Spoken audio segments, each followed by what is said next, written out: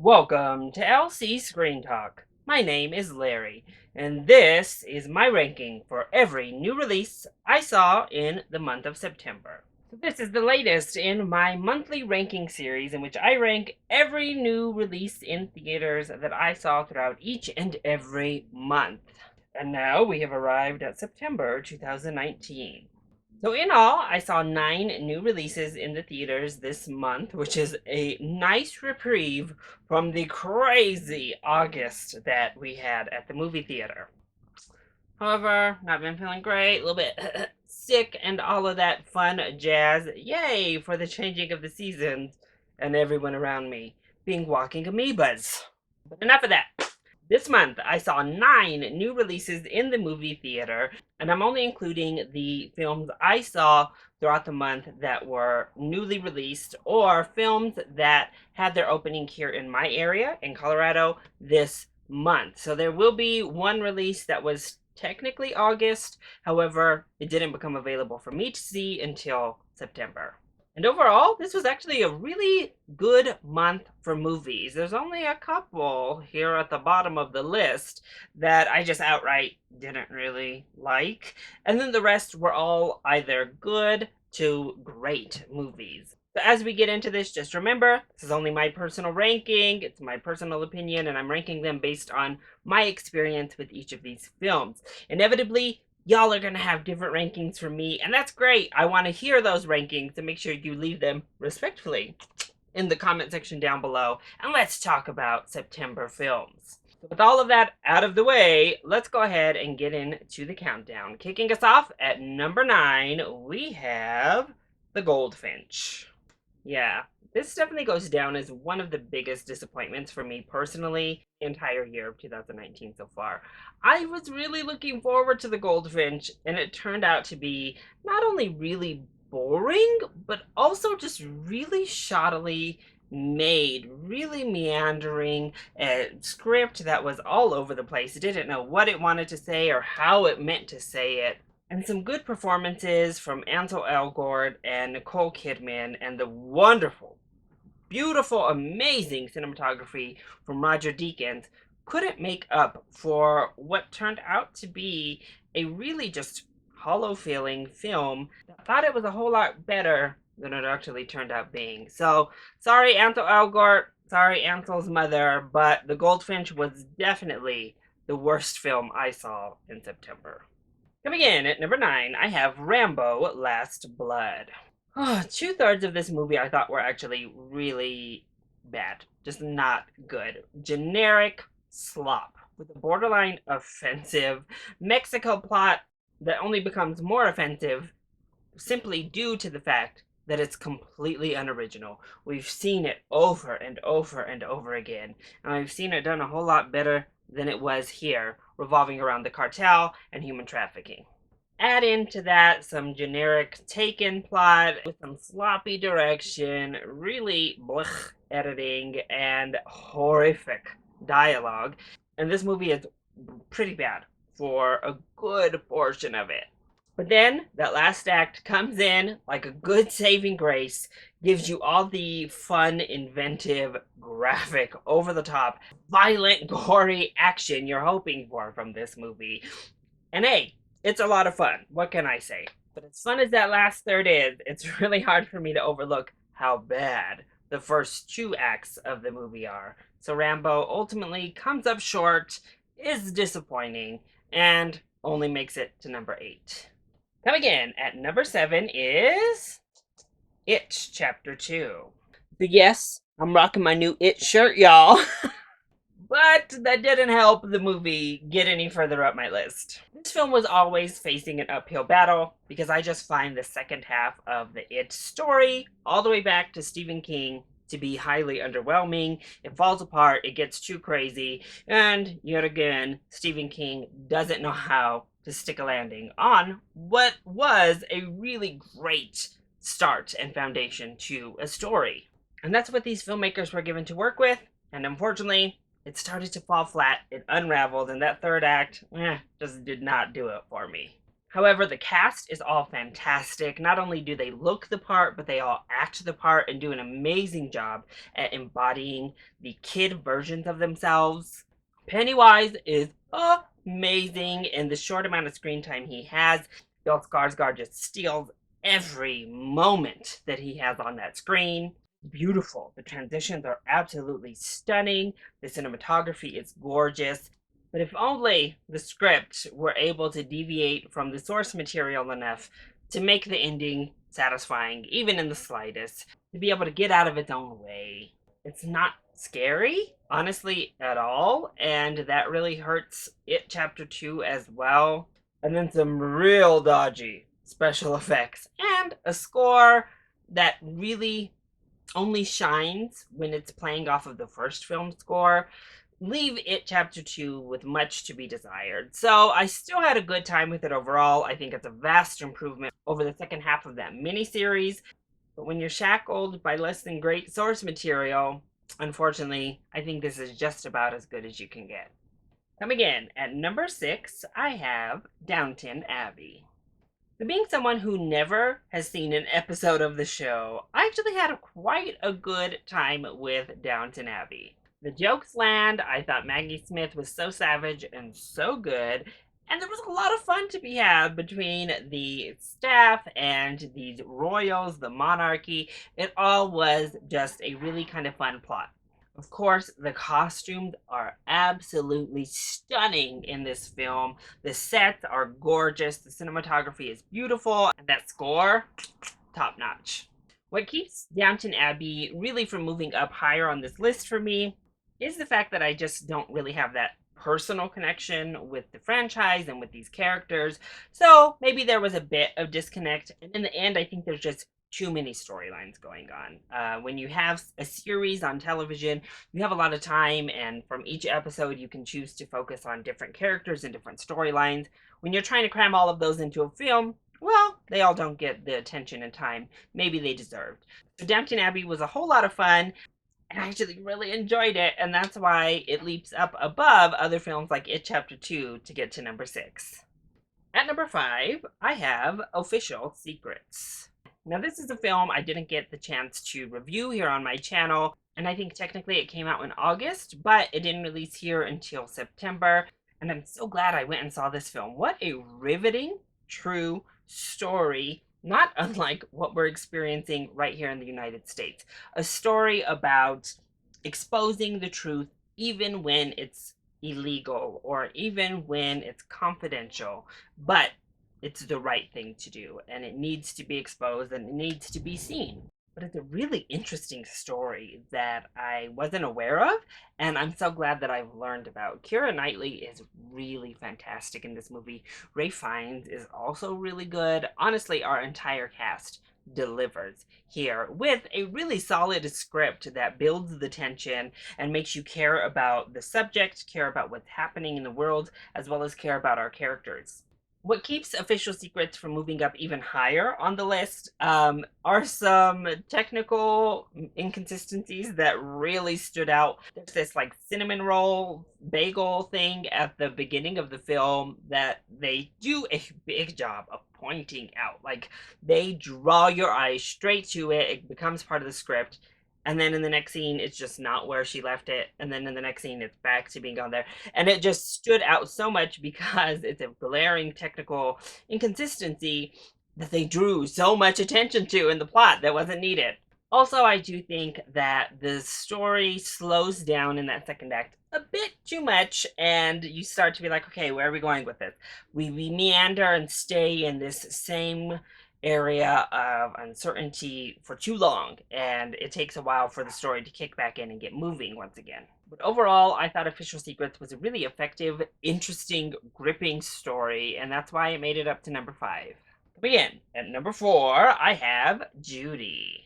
I really enjoyed this film. I know that critics have pretty much been positive on the movie overall, but it's had a tepid reaction. Well, kicking off with the aspect I think everyone has been in agreement on, Renee Zellweger is in fact stellar in this movie. I lost her pretty quickly in the movie. She just became this person, and she really embodied Judy Garland near the end of her life so well. And what was great about her performance is she was able to do the big star power type of moments as well as the heartbreaking, deeper moments. There were always layers in her performance, and she was just so magnetic. You couldn't look away from Zellweger whenever she was on the screen, no matter if she was forefront or in the background. She drew the eye and really made you pay attention and empathize with this person. It was a fantastic performance. The movie was also gorgeous. I thought the costumes worked really well. I thought the staging, production design was really good.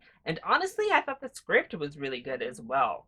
These kind of darker, more somber biopics really resonate with me often and a lot of the time, and this one was no different. It really made me empathize with our main character, and I think the script was very empathetic to our main character.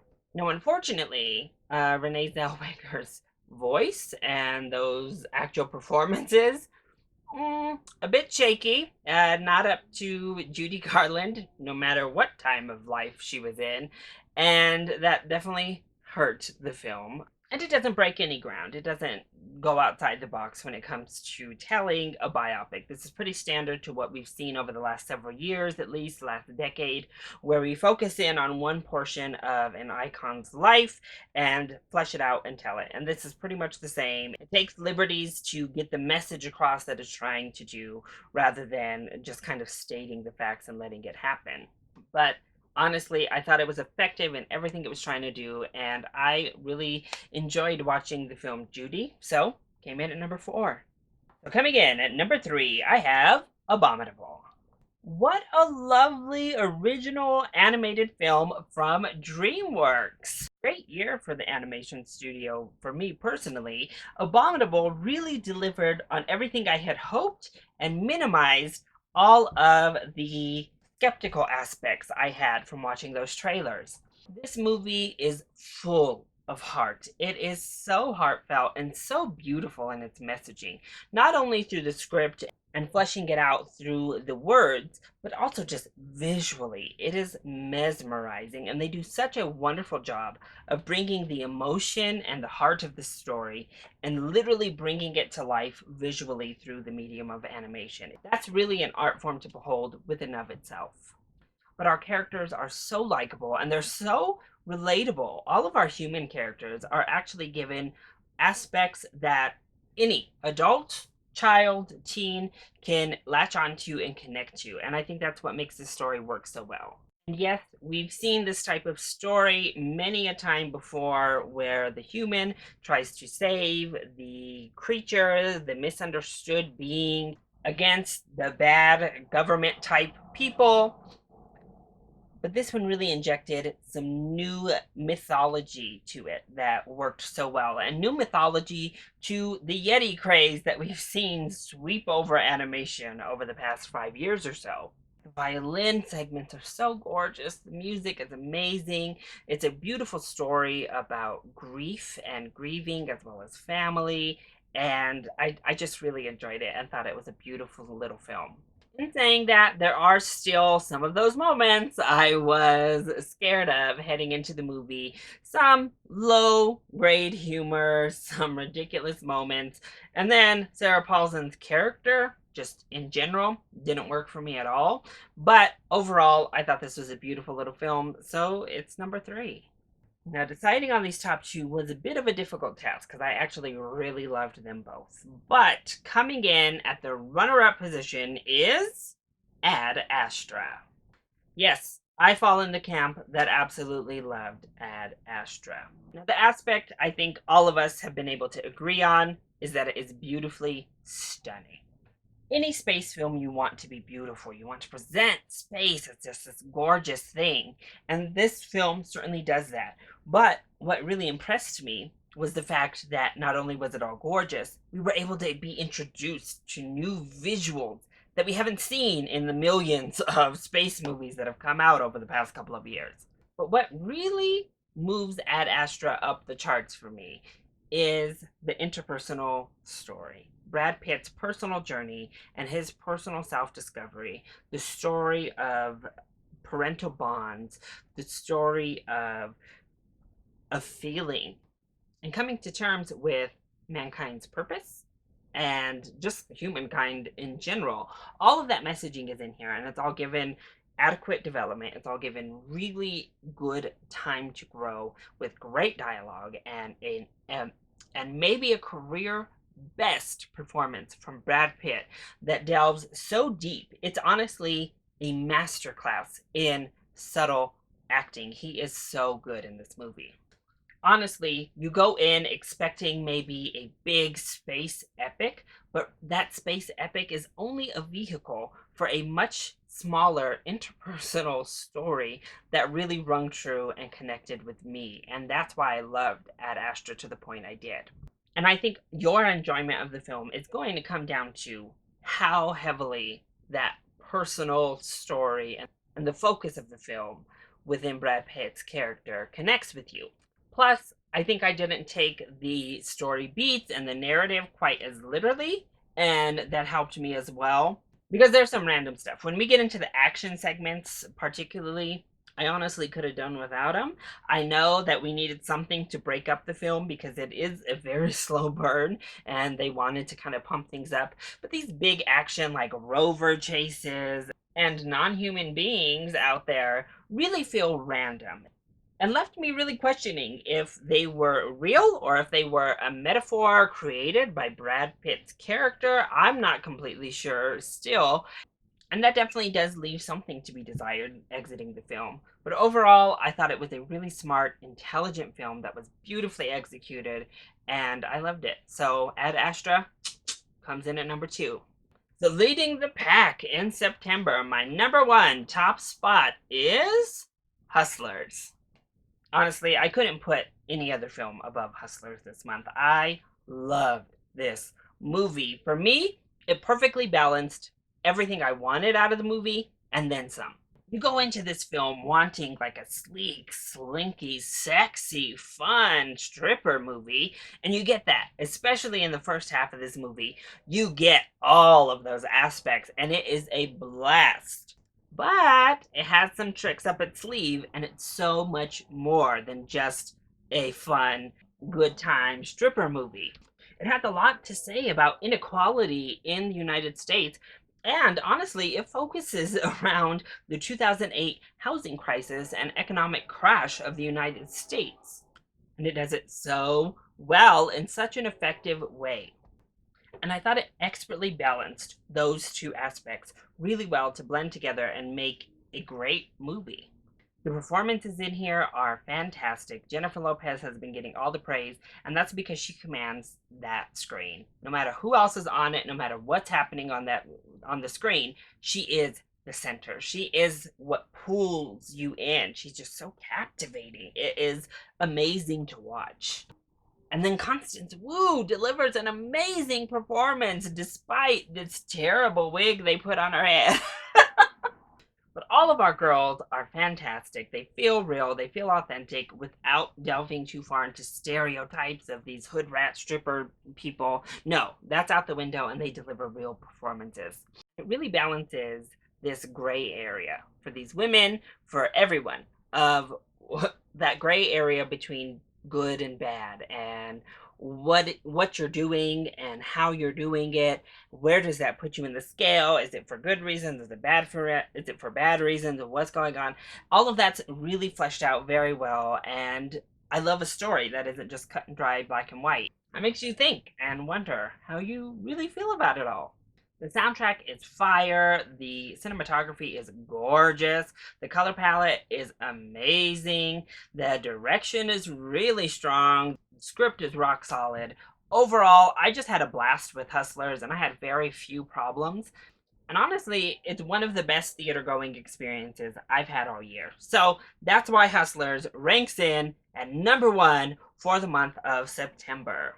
So that's it. That is my monthly ranking for September 2019. What did you think of my ranking? And more importantly, how would you rank the films you saw in September? Let me know either in the comment section down below, or you can hit me up on Twitter. If you liked this video, make sure that you hit that like button down below, and subscribe to the channel so you are always up to date on my latest monthly rankings, but also so you're up to date on all of my latest videos.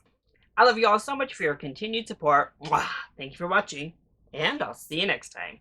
Bye!